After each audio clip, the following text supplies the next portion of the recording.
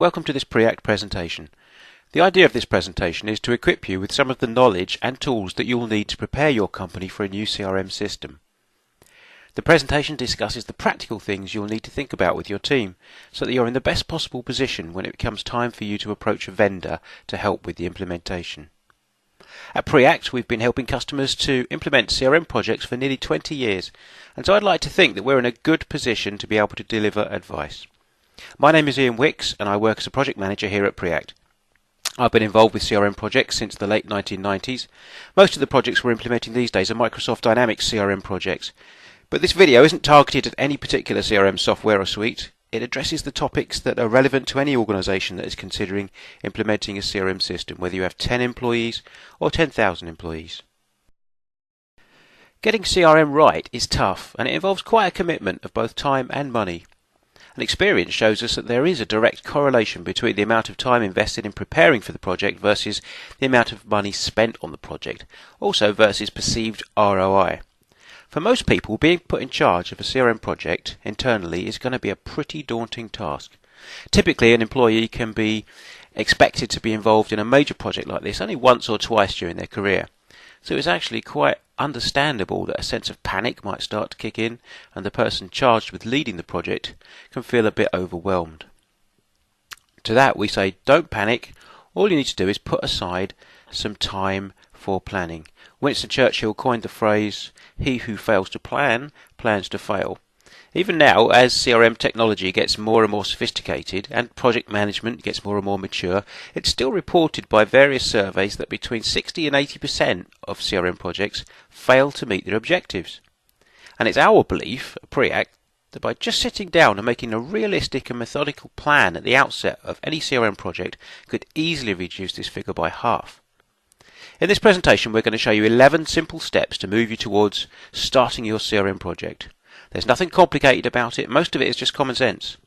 The 11 steps represent 11 opportunities for you and your team to discuss various aspects of CRM, to document them, so that by the time you're ready to approach a vendor or supplier, you'll be in a very strong position to express clearly your goals and expectations. Step 1. The first step is to build your team. You can call it a team, a coalition, or steering group. It doesn't really matter. But this is the internal group of people who will steer your project. The members of this team should include a cross-functional representative of every department who will use or may use the system either initially or ultimately. You should include members from the sales, marketing, customer support, customer service, management, IT, finance, sometimes other departments too. A typical team for a CRM project will have an executive sponsor. This is a board-level person who is ultimately responsible for the success of the CRM project. A lot of CRM projects fail because of insufficient support for the project from a board level. Having this person on board is crucial to the project. The executive sponsor needs to be kept informed at all times of how the project is progressing, so that they're in a position to make informed decisions throughout the life cycle of the project. You're going to need a project manager too. Now, this role is also crucial.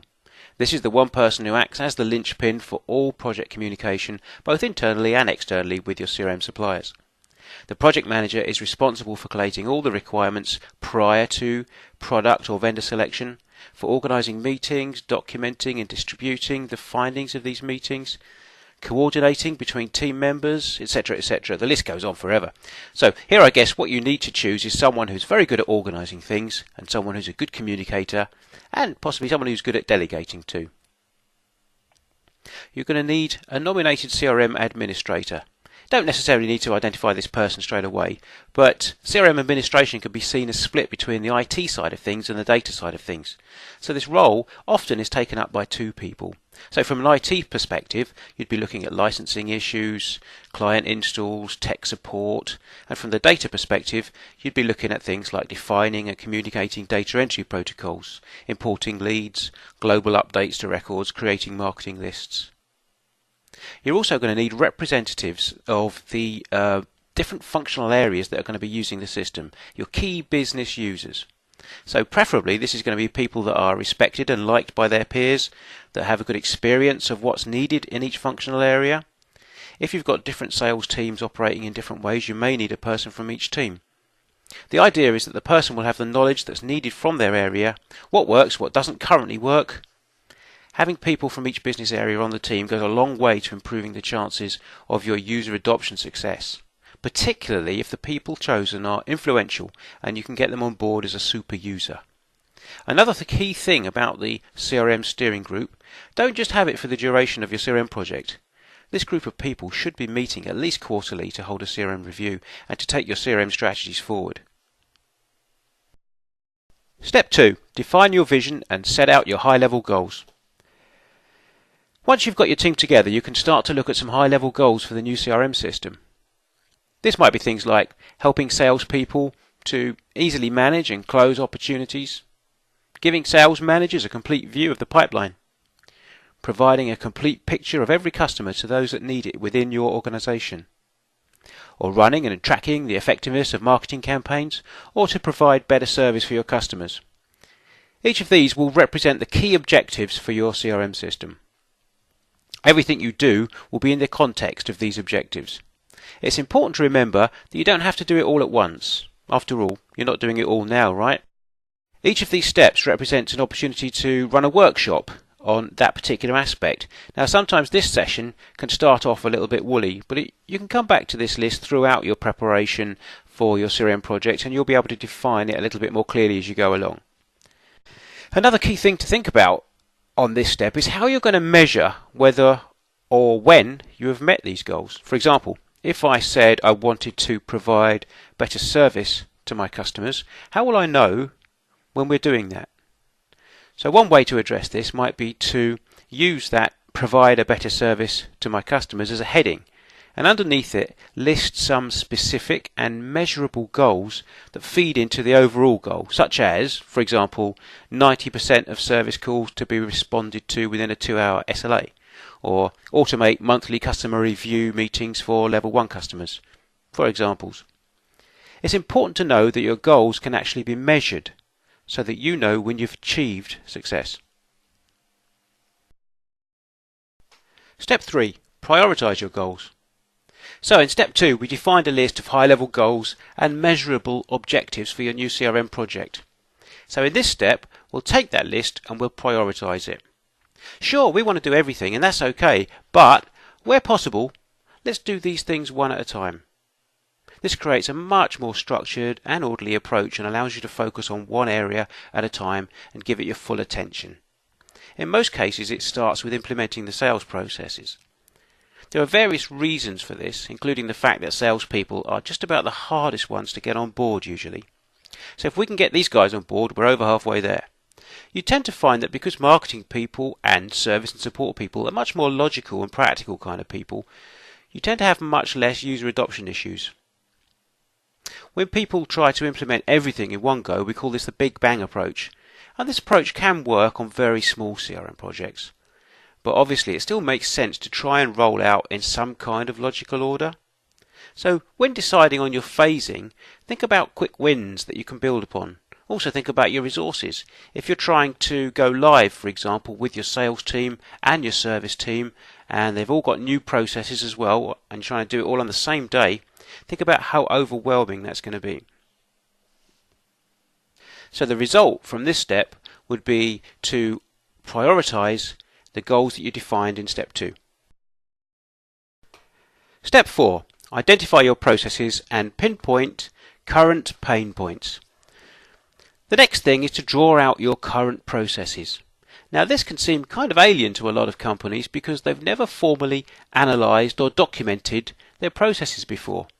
But if you think about it, every organisation runs on processes. So a simple sales process, a lead might come in from the web or it might come in from a phone call. The first question to ask then is, do we treat phone leads any different to web leads? If the answer is yes, then we need to draw the two different leads methods in two boxes, web leads and phone leads, and then show the paths that each one travels. It might be that after 1 or 2 steps they merge back again as an opportunity. So then you would have both boxes pointing into a single box called Create Opportunity, for example. Also, when drawing out the process maps, think about exceptions and make sure you've accommodated them. For example, phone leads always go to Team A, unless the person is interested in our premium range when it goes into Team B. So we have to put a little decision box after the incoming lead that says premium interest with 2 lines leading off yes and no. The yes line leads to Team B makes a call, and the no line leads to Team A making a call. Once you've drawn out these process maps, go through them with all the stakeholders and then determine which bits work well and which bits could be improved or even automated. From these discussions you can draw out a second set of processes which will be your intended process. So you end up with a set of diagrams for the current processes and a set for the to-be processes. There are many benefits to actually drawing out these process maps aside from any CRM projects. The act of drawing out the process removes any ambiguity over what happens during your sales process, for example, or during a customer service issue. It provides absolute clarity also when you communicate with your chosen vendor or supplier, therefore saving time and consequently saving you money. If you're still not sure how to draw out a process map, there's plenty of good info on the web about how to draw one out. Just make sure you consult all the stakeholders who are involved afterwards to make sure that you've validated it and you know it's correct. Step 5. Think about report outputs. Before we decide which fields to put onto the various forms of our CRM system, we need to have a think about the reporting output. Nowadays, many of the CRM systems available negate the old traditional need for customized reports by providing easily created dashboards, charts and dynamic views, such as the sales pipeline dashboard in Microsoft Dynamics CRM. But it's well worth deciding from the outset what outputs the various departments will need from the system, because that's going to affect what we decide we need to have as an input. And even think about what sort of things the users would like to see on a useful dashboard, for example. Whenever you're designing reports for managers or for departments, a really good tip is to always draw out the report on a piece of paper. This will help later when adding fields, because you'll know then what fields need to be added to the CRM in order to produce the reporting requirements. And these diagrams are also very useful for anyone who has to write these custom reports for your system. Step 6. Fields and data capture. So by now we know what our goals are, and we should now be very familiar with them. And we pretty much know the processes that are to be mapped into CRM. Now it's time to think about the CRM system design and data capture. Don't forget, all the time you spend on this upfront planning, you will be saving your company money by shortening the amount of time your vendor or supplier needs to spend conducting requirements gathering workshops and scoping meetings and the like. Even though you may not have extensive knowledge about your chosen CRM product yet, you can still have a think about the various forms and fields that you'll need to be working on with your new system. For example, you're going to have a record for an organization or a company. You're also going to have records for contacts, leads, opportunities, possibly service cases and quotes too. Take each one of these entities in turn and decide what's the minimum amount of data you need to capture on each one. And there's a difference between want and need, so maybe prioritize as well here. On a sales opportunity, for example, you might need the following: product range, line items, a time frame, so a start date and an end date. You might want to allocate a salesperson. You might want to set a probability and an amount and a sales stage, for example. A word of warning, don't get too carried away, because the more fields and forms and customizations that you create, the more user adoption hurdles you're putting up. But it can also end up being quite costly to maintain and support if you over-egg the pudding too. Albert Einstein summed it up very concisely when he said, everything should be made as simple as possible, but not simpler. In other words, decide what's the minimum required to meet your goals and then implement that. Step 7. Identify your data sources. In our experience, by far and away the biggest cause of project delays is to do with our customers consolidating data ready to go into the new CRM system. It's very common for people to underestimate how long this exercise can take. There are various ways in which this can be approached, and this depends upon how much the customer wants to do themselves and how much they want to pay a provider like us to do for them.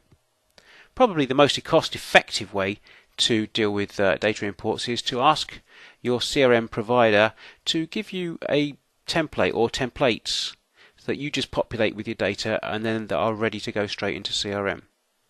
Sometimes that's not always possible, and you may have data sitting in an existing CRM system and in people's Outlook contacts folders or in spreadsheets, so in various different places.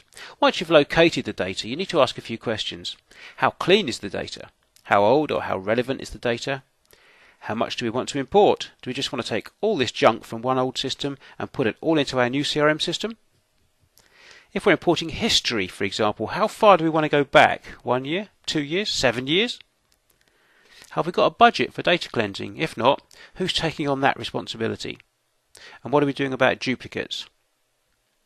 Usually the initial importing of data can be quite challenging, so be prepared to work with your vendor or supplier to create a trial import for validation purposes before the actual live import.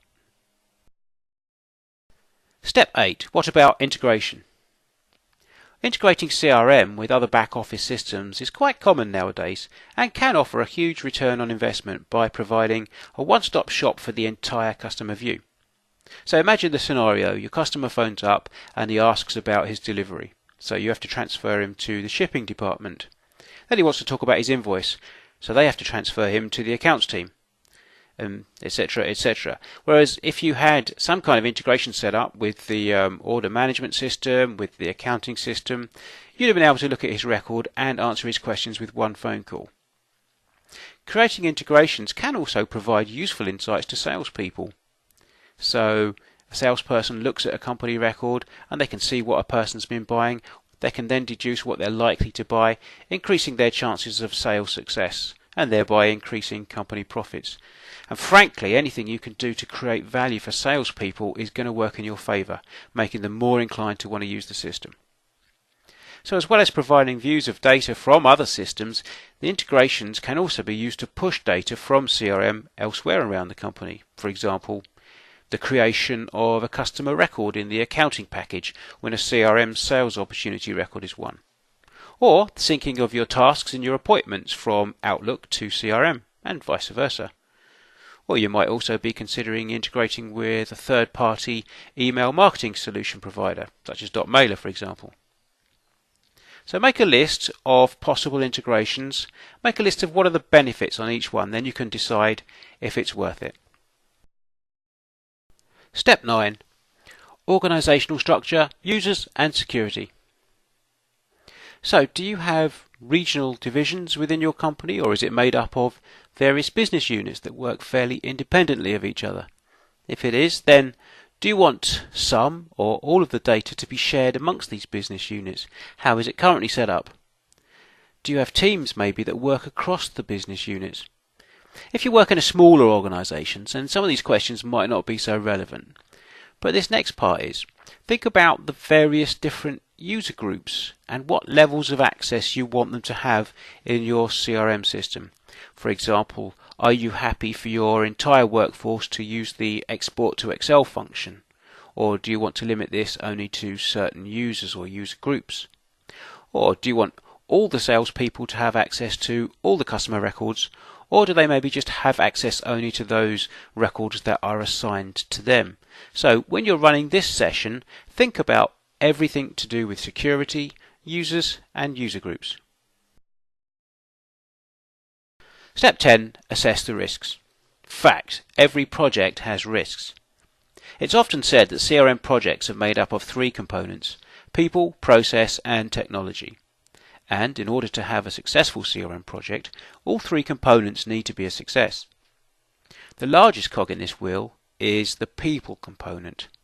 Now, a lot of people make the mistake of thinking that a CRM project is just a technical project, when in fact the technical component is very often the smallest of the 3 cogs. So for this step, assess the risks, you need to think about or brainstorm all and every single possible risk to your project. All the people risks, the technology risks and the process risks. List them, and then for each risk examine it and work out how likely is it to happen. You might decide you're going to use a scoring system where 1 is the least likely to happen and 5 is very likely. And then to develop this further, you might even add a second scoring system to assess the impact on the project if that risk does happen. So for example, 1 doesn't have a big impact, 5 has a massive impact, and all the way along the scale there.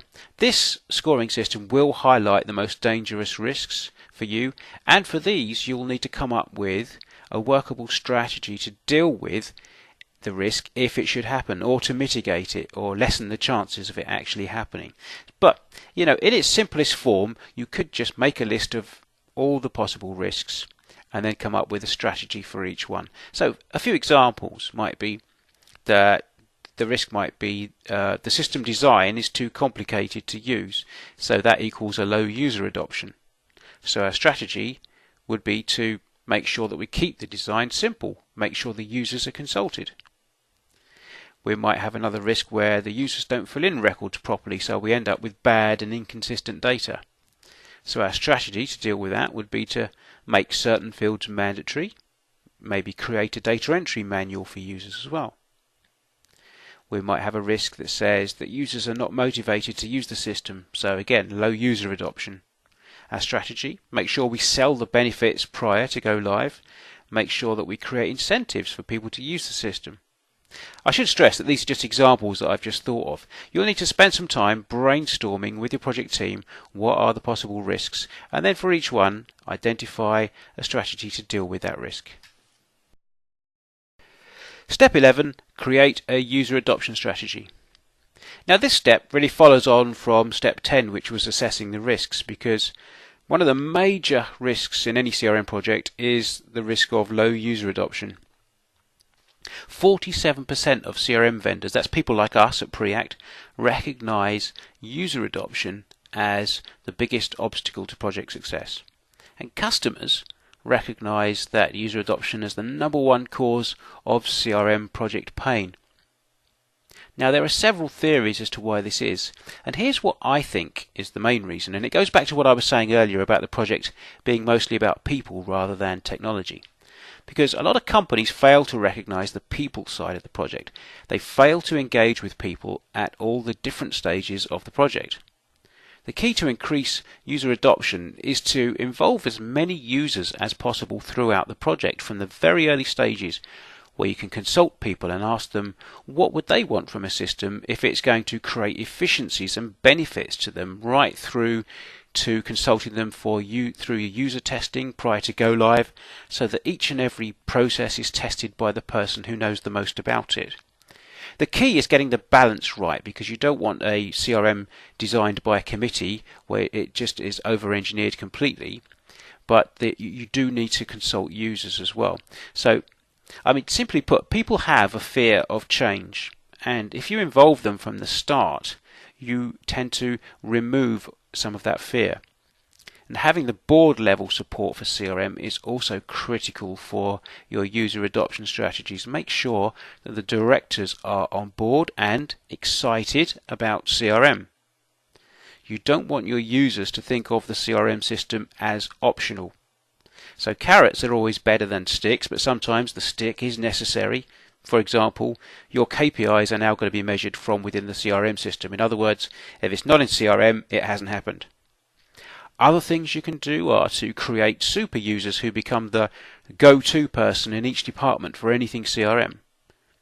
And make sure when you're investing in training, give the users more than one just generic training session. Where possible, training should be role specific.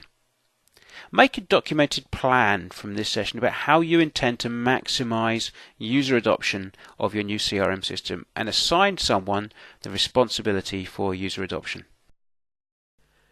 So there you have it, 11 steps to prepare for a new CRM implementation. I admit it's a fair amount of work, but having said that, if you manage to complete these steps prior to implementing your CRM, you stand a very good chance of being one of those CRM project success stories. It's all about managing the risk. Of course, we'll happily answer your questions and discuss your CRM requirements, so please do contact any of the team here at Preact if you'd like to find out more. Meanwhile, can I take this opportunity to wish you every success with your CRM project.